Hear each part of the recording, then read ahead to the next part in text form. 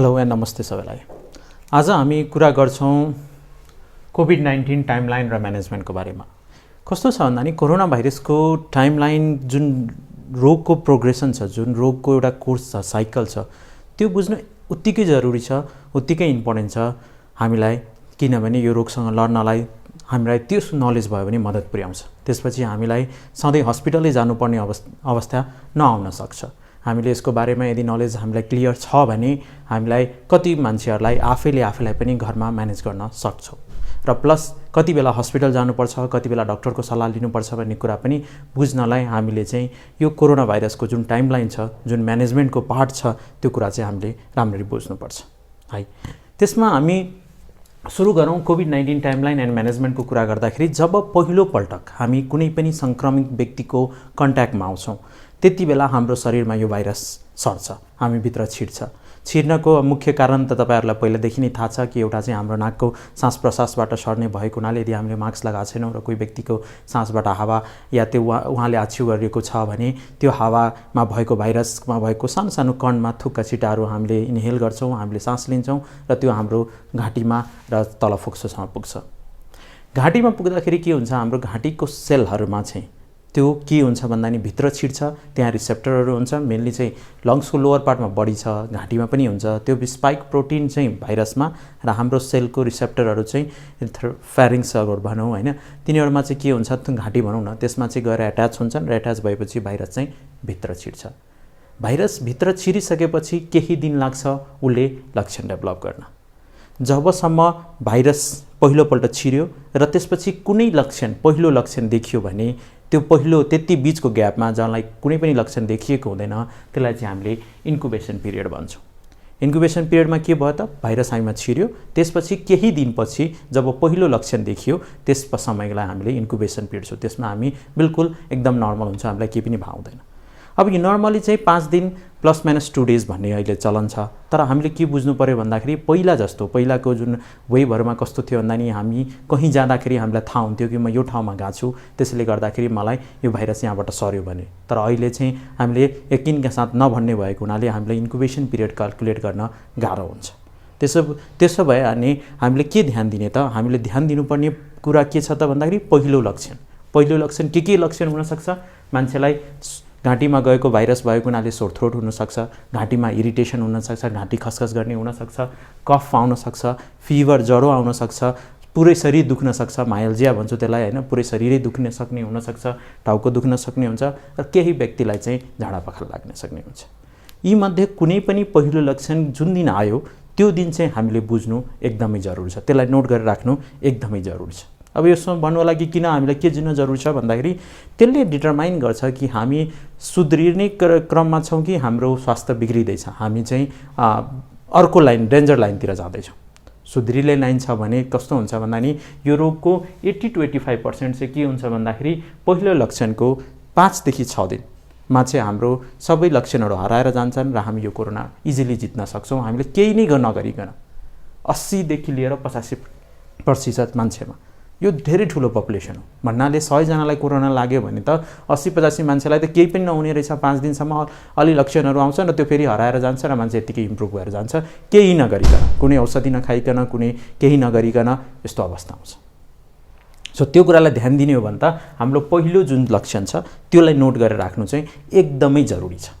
Okay, त्यसपछि हाम्रो लक्षणहरूको मैले कुरा गरिहालेँ, घाँटी खसखस गर्ने, इरिटेसन, कफ, फिभर, माइल्जिया, पुरै शरीर दुख्ने, टाउको दुख्ने र कसैलाई झाडा पखाला लाग्ने।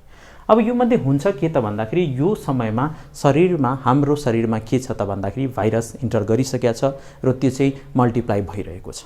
मल्टिप्लाई भइसकेपछि भाइरस छिर्यो र शरीरले चाहिँ को इम्युनिटीले लड्न थाल्छ र लड्न थालिसकेपछि त्यहाँ रिलिज हुने साइटोकाइन भन्छौँ, जस्तै कि इन्टरल्युकिन 6 छ, अरू धेरै साइटोकाइनहरू छ, त्यो शरीरमा रिलिज हुन्छ। त्यो रिलिज हुने बित्तिकै के हुन्छ त भन्दाखेरि हामीलाई यो लक्षणहरू देखिन थाल्छ र यो लक्षणहरू प्रोग्रेस गर्दै जान्छ।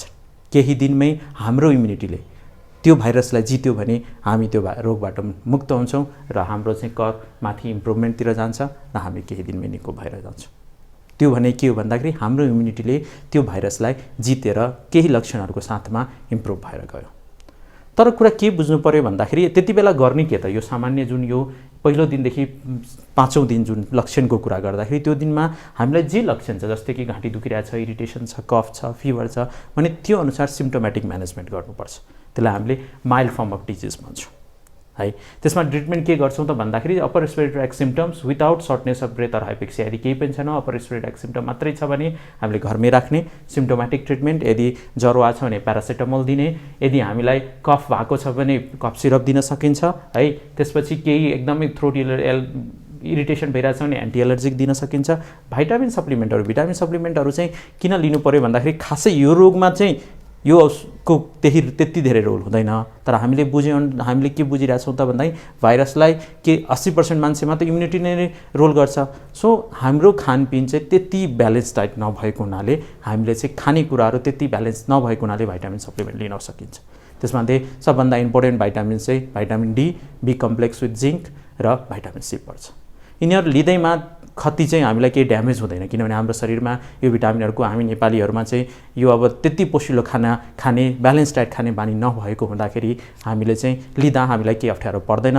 तर सकेसम्म कुनै डाक्टरको सल्लाहमा लिनु होला ताकि धेरै नलिनु परोस्। धेरै लिनुभयो भने फेरि त्यसले खती गर्न सक्छ। त्यसपछि अरू के गर्न सकिन्छ त भन्दाखेरि कहिलेकाहीँ इम्प्रुभमेन्टको लागि यदि सास लिन एकदमै गाह्रो भयो भने, सास लिन भन्दा नि एकदम इरिटेसनहरू भयो, सास लिन पनि अप्ठ्यारो भइरह्यो भने हामीले कहिलेकाहीँ चाहिँ इन्हेल बुडिसोनाइड, त्यो भनेको स्टेरोइड नै हो तर त्यो इन्हेलेसन ओरली या प्यारेन्टरली होइन, इन्हेलेसनको रूपमा लिन सकिन्छ। यति मात्रै गर्नुभयो भने तपाईँको इम्प्रुभमेन्ट कर्भतिर जान्छ र तपाईँ निको भएर जानुहुन्छ। अब केही व्यक्तिहरू जसलाई चाहिँ वार्निङ साइन डेभलप हुन्छ। वार्निङ साइन भने कस्तो भन्दा नि शरीरमा भाइरस छिर्यो, भाइरससँग शरीरको लडाइँ भयो तर भाइरसले चाहिँ जित्यो। अब शरीरले चाहिँ त्यो इम्युनिटीले त्यसलाई क्लियर गर्न सकेन भनेपछि मेनली त के हुन्छ भन्दा नि भाइरेमिक फेज, भाइरसको लोड भन्दा पनि कस्तो हुन्छ भन्दाखेरि हाम्रो इम्युनिटीहरू त्यसलाई चाहिँ जित्नलाई एकदम मरिहत्ते गर्न थाल्छन्। भनेपछि हाम्रो इम्युनिटी चाहिँ एकदम लड्न आउँछन्। लड्न आइसकेपछि के हुन्छ भन्दाखेरि उसले रिलिज गरेको साइटोकाइनहरू चाहिँ धेरै नै हुन जान्छ। तपाईँले के बुझ्नु पर्यो भन्दाखेरि नर्मली हाम्रो भाइरस जब छिरिसकेपछि शरीरले इम्युनिटीले एन्टिबडी बनाउँछ।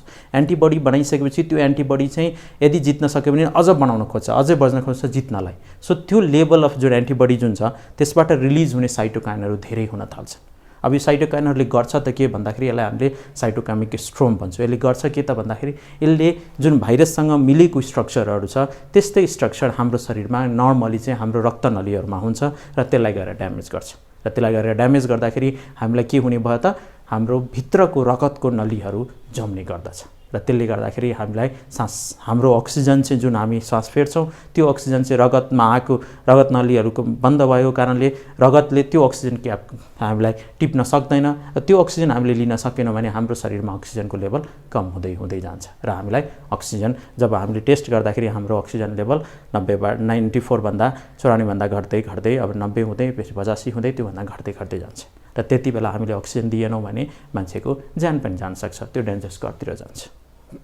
सो के हुने भयो, शरीरले लडाइँ गरिसकेपछि एन्टिबडीले गर्दाखेरि के हुने भयो त साइटोकाइनहरू रिलिज भन्नुभयो। साइटोकाइनहरू रिलिज भइसकेपछि एउटा त हामीलाई अप्ठ्यारो सिम्पटमहरू त भयो नै, अरू चाहिँ एन्टिबडी जुन बनेको छ जुन भाइरसलाई निकाल्नलाई बनेको थियो त्यसले हाम्रै शरीरको केही सेलहरूलाई र मेनली रगतको नलीहरूलाई ड्यामेज गरेर हाम्रो भित्र नै रगतहरू जम्ने भयो। सो दुईवटा कुरा भइरहेछ, एउटा चाहिँ इन्फ्लामेसन जसलाई चाहिँ हामीले त्यो साइटोक्रोमिक स्ट्रोमलाई हामीले कसरी बचाउन सक्छौँ त एन्टी इन्फ्लामेटरी ड्रग स्टेरोइड दिएर, र अर्को चाहिँ कोगुलेसन। सो त्यसलाई कसरी जोगाउन सकिन्छ एन्टिकोगुलेन्ट ड्रग दिएर। यो दुईवटा कुरा चाहिँ यहाँ ध्यान दिनु पर्यो। जुन हामी चाहिँ मोडरेटमा हामीले ट्रिटमेन्ट गर्छौँ, अक्सिजन दिन्छौँ, प्रनिङ गर्छौँ, स्टेरोइड दिन्छौँ किनभने इन्फ्लामेसनहरूलाई कम गर्नलाई, अर्को चाहिँ एन्टिकोगुलेन्ट दिन्छौँ एनोक्साप्यारिन। काम के हुन्छ भन्दा नि रगतहरूलाई जम्न दिँदैन। सो मूलतः हामीले यसको जुन प्रोसेस छ त्यो कुरा बुझ्यो भने हाम्रो दुईवटा कुराहरू भइरहेछ, एउटा इन्फ्लामेसन भइरहेछ, अर्को चाहिँ ब्लड रक्त नलीहरू जमिरहेछ। त्यस कारणले मान्छेको चाहिँ ज्यान र प्रोग्रेसन डिजिज बिरामी सिरियस हुँदै गइरहेको छ। सो त्यसलाई हामीले उपचार गर्नलाई हामीले के गर्नु पर्यो, अक्सिजन दिनु पर्यो, जसलाई चाहिँ हामी यो ठाउँमा जुन 5 वा 6 डेजमा वार्निङ साइन पहिला के हो त्यो बुझ्नुहोस्। Warning sign new onset fever, यदि कुनै व्यक्तिलाई फिभर थिएन, रोग थिएन, तर फिभर अब डेभलप भयो भने त्यो चाहिँ अब 5-6 साइट जुन पहिलो लक्षण थियो या सायद अरू लक्षणहरू चाहिँ जस्तै थ्रोट थियो, इरिटेसन थियो, अरू हेडेक थियो, डायरिया थियो, माइल्जिया थियो, तर फिभर डेभलप भएको थिएन। अब 5औं-6औं दिनमा फिभर डेभलप हुन्छ भने त्यो चाहिँ वार्निङ साइन हो। पहिलेदेखि लो ग्रेड फिभर थियो तर फिभर बढेर आयो, previously fever that become high grade, त्यो पनि वार्निङ साइन हो, त्यो चाहिँ डेन्जर स्टरतिर जाँदैछ भन्ने कुरा। तपाईँको रोग अब इम्प्रुभमेन्ट होइन कि मोडरेट र सिभियरतिर जाँदैछ भन्ने बुझ्नु पऱ्यो। र अर्को चाहिँ ह्याकिङ कफ भन्नाले हामीलाई कफ निस्किन्छ तर भित्रबाट यो खोक्दाखेरि गर्दाखेरि हाम्रो जुन निस्किन्छ त्यस्तो हुँदैन, हामीलाई भित्र यहाँ नै अप्ठ्यारो भएको जस्तो महसुस हुन्छ र बाहिर केही पनि निस्किँदैन, त्यसलाई चाहिँ हामीले ह्याकिङ कफ भन्छ। सो त्यस्तो कन्डिसन आयो भने त्यति बेला हामीले स्टेरोइड र एन्टिकोगुलेन्ट चाहिँ सुरु गरि नै हाल्नुपर्छ, किनभने यदि त्यो गरेन भने के हुन्छ भन्दाखेरि हाम्रो रगत नलीहरू जम्दै जान्छन् र जति पनि अक्सिजन लिने क्यापेसिटी जो लङ्सको छ त्यो लिए पनि त्यो भित्र रगतमा जाँदैन र त्यसपछि त्यसले रगत नलीपछि सेचुरेसन ड्रप हुँदै गर्दै हाम्रो आइसियु भेन्टिलेटरमा जानुपर्ने अवस्था आउँछ। स्टेरोइड किन दिनु जरुरी छ भने जति पनि जो इन्फ्लामेसनहरू भइरहेछन् त्यसलाई स्टेरोइड चाहिँ सबभन्दा हाई ग्रेडको पोटेन्ट एन्टी इन्फ्लामेटरी भन्छौँ। जुन इन्फ्लामेसन छ त्यसलाई सप्रेस गर्ने काम स्टेरोइडको हुन्छ। सो दुवैतिर स्टेरोइड चलाएर इन्फ्लामेसन बन्द गर्ने, एन्टिकोगुलेन्ट चलाएर रगत नजम्न दिने, ताकि के हुन्छ भन्दाखेरि हामीले लिएको अक्सिजनहरू सही शरीरभित्र जाओस् र त्यसले चाहिँ रगतले पनि त्यसलाई पिक गरेर पुरै शरीरभित्र मेनली ब्रेनहरूलाई चाहिँ पुर्याओस् र हाम्रो फङ्सन चाहिँ प्रपर होस्। त्यसपछि यदि वार्निङ साइन डेन्जरस भइसकेपछि टर्नमा हामीले यहाँ चाहिँ स्टेरोइड र एन्टिकोगुलेन्ट दिनु जरुरी छ। त्यही अनुसार चाहिँ हामीले म्यानेज गर्छौँ र केही एक्सपेरिमेन्टल ड्रग जस्तै रेमडेसिभियर र टोसिलिजुमाब यिनीहरू चाहिँ के हुन्छ भन्दाखेरि सकेसम्म अर्ली स्टेजमा जति बेला भाइरस रेप्लिकेटिङ हुन्छ त्यो स्टेजमा रेमडेसिभियरको केही रोल हुनसक्छ, तर याद गर्नुहोस् जब तपाईँलाई यो रोग डेभलप हुन्छ त्यति बेला जब हस्पिटल पुग्नुहुन्छ तब बेला भाइरेमिक फेज गइसकेको हुन्छ र यो रेमडेसिभियरको खासै रोल त्यति देखिँदैन। त्यसैले त्यत्रो पब्लिकेसनहरूमा has not any beneficial in mortality, मृत्यु दरमा चाहिँ रेमडेसिभियरको धेरै रोल नदेखिएको कारण थियो, किनभने हामी लेटली हस्पिटल पुग्छौँ, लेटली यो औषधि चलाउनु पर्ने स्थितिमा पुग्छौँ, त्यति बेला यो चलाएर खासै यसको रोल देखिँदैन। अब कुरा गरौँ स्टेरोइड यहाँ किन चलायो, सुरुमै नै किन दिइहाल्ने भन्ने कुरा। सुरुमा यदि हामीले दियो भने फरक के पर्छ भन्दाखेरि यो स्टेजमा भाइरस के हुन्छ भन्दाखेरि रेप्लिकेटिङ भइरहेको हुन्छ, त्यति बेला तपाईँको इम्युनिटीले त्यसलाई जितेर 80 देखि 85% मान्छे इम्प्रुभ भएर जान्छ। अब त्यसलाई यदि त्यति बेला स्टेरोइड दिनुभयो भने के हुन्छ भन्दाखेरि त्यो हाम्रो शरीरसँग लड्ने जुन एबिलिटी छ, जुन फाइट गर्ने क्यापेसिटी छ त्यसलाई चाहिँ यसले बन्द गरिदिन्छ, भाइरस अझै मल्टिप्लाई हुन थाल्छ अनि त्यसपछि हाम्रो स्थिति अझै खतरनाक हुँदै जान्छ। त्यो कुरा बुझ्नु पर्यो। त्यसैले गर्दाखेरि सुरुको स्टेजमा कहिले पनि स्टेरोइड दिनु हुँदैन, कुनै पनि हालतमा दिनु भएन। त्यसैले गर्दाखेरि स्टेरोइड या यो एन्टिकोगुलेन्ट इनोक्साप्यारिन जुन भन्छौँ त्यो जहिले पनि तपाईँले कुनै पनि डक्टरकै सल्लाहमा लिनु उचित हुन्छ, आफैले लिएर यो कदापि उचित नहोला। त्यसपछि कुरा गरौँ अब यो 5th या 6th डेमा स्टेरोइड चलाउँदाखेरि हामीले एन्टिकोगुलेन्ट चाहिँ दुवै दिँदाखेरि हाम्रो के हुन्छ भन्दाखेरि भित्र यो शरीरभित्रको जुन लडाइँ चलिरहेको छ त्यो सटडाउन हुन्छ, हाम्रो शरीर रिकभरी फेजमा जान्छ। तर यो 5th या 6th डेको 4th डेतिर फेरि तपाईँको कस्तो हुन थाल्छ भन्दाखेरि एउटा 4th डेतिर गएर बल्ल फिभर डेभलप गर्न सक्छ।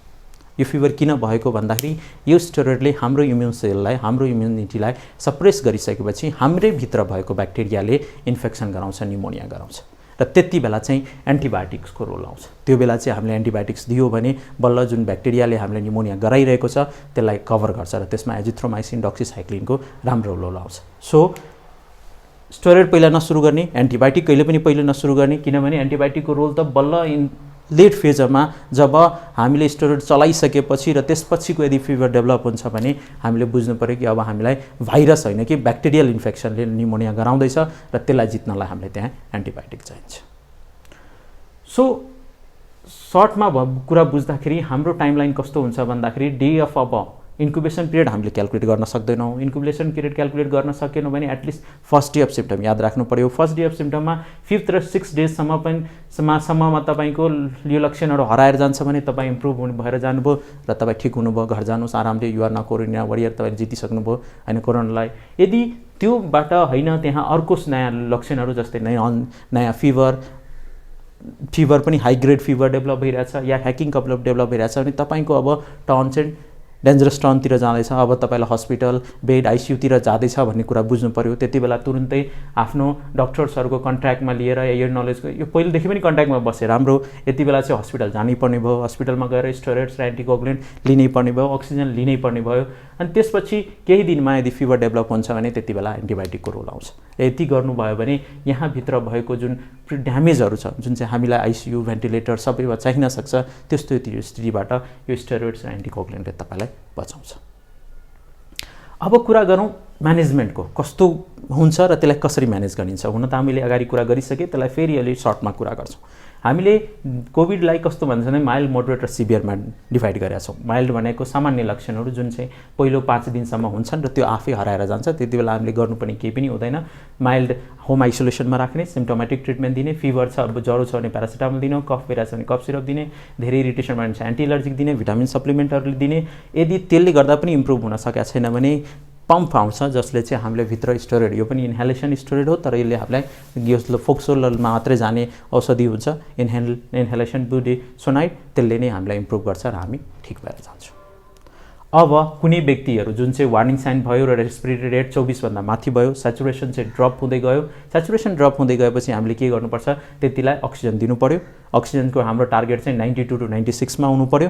र अर्को चाहिँ प्रोनिङ गर्नु पर्यो। प्रोनिङ भने के हो भन्दाखेरि हामीलाई चाहिँ पेटमा सुताउने र सुताइसकेपछि घाँटीभरि, घाँटीनिर एउटा पिलो, सिरानी र यो कम्मरनिर 3टा पिलो, ताकि तपाईँको पेट जुन छ त्यो बीच र तल सुतेको ठाउँ बीचमा ग्याप होस्, उसले चाहिँ सास फेर्न सकियोस्। यो हाम्रो जुन छातीको पछिल्लो भाग छ नि, अगाडि चाहिँ मोटो हुन्छ, लङ्स थोरै हुन्छ, पछाडि चाहिँ लङ्स, यो माथि लङ्स चाहिँ धेरै नै मात्रा हुन्छ। त्यो चाहिँ खुलेर आयो भने त्यो भित्र रिजर्भ भएको द्रुथर लङ्सहरू एक्सनमा आउँछन् र त्यसले गर्दाखेरि हाम्रो अक्सिजन 5 देखि 10% बस्छ। सो यदि अक्सिजन छैन भने पनि हामीले पेटमा हामीले चाहिँ जुन सुत्छौँ नि, तल घुप्टो परेर सुत्दाखेरि हामीलाई के हुने भयो त, हाम्रो अक्सिजन लेभल बढ्न सक्छ। सो त्यो कुरा ध्यान दिनु पर्यो। त्यसको लागि के गर्ने, कमरको निर चाहिँ 2 देखि 3 वटा पिलो, यहाँ माथिल्लो चेस्टमा एउटा पिलो, घाँटीनिर अप्पर चेस्टमा, र एउटा चाहिँ खुट्टा मुनि राखेर त्यसरी सुत्यो भने के हुन्छ त भन्दाखेरि हामीलाई हाम्रो पछाडिको लङ्सले बढी काम गर्न थाल्छ र अक्सिजन बढ्न थाल्छ। त्यसलाई चाहिँ हामीले प्रोनिङ भन्छौँ। सो अक्सिजन सपोर्ट विथ प्रोनिङ हाम्रो टार्गेट चाहिँ 90 to 96 हुनु पर्यो। त्यसपछि स्टेरोइड दिनु पर्यो, जुन हामीले यहाँ कुरा गरेका थियौँ। स्टेरोइड दियो भने हाम्रो भित्रको साइटोकाइन जुन सावर छ त्यो स्ट्रम बहाउनबाट बच्छ।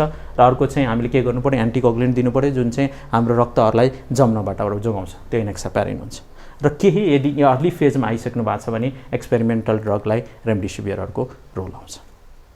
अब सिरियस स्टेजमा आयो, एकदम सिरियस भइसक्यो मान्छेले र सास फेर्न एकदमै गाह्रो भइरहेछ, 30 सास लिने हाम्रो जुन रेट छ त्यो 30 भन्दा बढी छ, SpO2 चाहिँ 90 भन्दा कम भइसक्यो, जुन हाम्रो पल्स अक्सिमेट्री छ त्यसलाई नाप्दा त्योभन्दा कम भइसकेको छ भने तुरुन्तै आइसियुमा एडमिसन गर्नुपर्ने हुन्छ। रेस्पिरेटरी सपोर्ट लाइक NIV या हामीले बाइप्याप, CPAP या इन्टुबेसन गर्नुपर्ने त्यस्तो स्थिति आउन सक्छ। अक्सिजन जुन यहाँ हामीले दिइरहेको थियौँ, अक्सिजन दिइरहेको थियौँ, स्टेरोइड दिइरहेको थियौँ, इनोक्सापारिन एन्टिकोगुलेन्ट दिइरहेको थियौँ, त्यो सबै यहाँ सुरु गर्नुपर्ने स्थिति आउँछ। र प्लस सपोर्टिभ मेजरहरू जस्तै कि यदि शरीरमा ब्लड प्रेसर कम भइसकेको छ भने नर्मल सलाइनहरू दिने, त्यसपछि यदि सेप्सिस भइसकेको छ भने एन्टिबायोटिक दिनेस्, यो कुराहरू चाहिँ हामीले गर्नुपर्ने हुन्छ। यो सबै गर्दा गर्दै पनि मान्छेहरूको चाहिँ इम्प्रुभ हुने सिरियस केसमा चाहिँ रेट कम हुन्छ, किनभने जब हामी भेन्टिलेसनमा गइसकेका हुन्छौँ त्यसपछि हामीलाई चाहिँ गाह्रो हुन्छ। एउटा कुरा याद राख्नु होला कि हामीले 16 लिटर अक्सिजनसम्म, हाई फ्लो अक्सिजनसम्म हामीले चाहिँ मोडरेट केसमा मेन्टेन गरिरहेका हुन्छौँ। त्यसले पनि पुग्यो अक्सिजन हाम्रो शरीरको माथि गएन भने हामीले चाहिँ भेन्टिलेसनमा हाल्नुपर्ने हुन्छ। र त्यो भेन्टिलेसनमा गइसकेपछि केही दिनमा यदि हाम्रो शरीरले राम्ररी लड्न सक्यो भने त्यसपछि हामी इम्प्रुभ भएर आउँछौँ। सो यो कोभिड-19 जुन नलेज छ यसलाई चाहिँ तपाईँले बुझ्नु पर्यो र यसको आधारमा तपाईँले डक्टरको सल्लाहमा गर्नु पर्यो भने धेरैजनालाई त हामीले घरमै उपचार गर्न सक्छौँ र केही व्यक्तिहरूलाई चाहिँ हामीले हस्पिटल लिएर जानुपर्छ र त्यसपछि त्यसलाई उपचार गरेर निको पार्नुपर्छ। सकेसम्म हामी चाहिँ यो रोग लाग्नबाट बचौँ र त्यसको लागि हामीले मास्क लगाउने, सामाजिक दूरी, फिजिकल डिस्टेन्सिङ मेन्टेन गर्ने र हात धुने काम गरौँ। र यो रोग लाग्दै लागेन भने यो नलेज जरुरी पर्दैन, तर रोग लागिसकेपछि यो नलेजले पनि आफूलाई त्यो रोगबाट जितेर आउन मद्दत पुर्याउँछ भन्ने उद्देश्यले नै यो भिडियो बनाइएको। सबैलाई धन्यवाद। Thank you.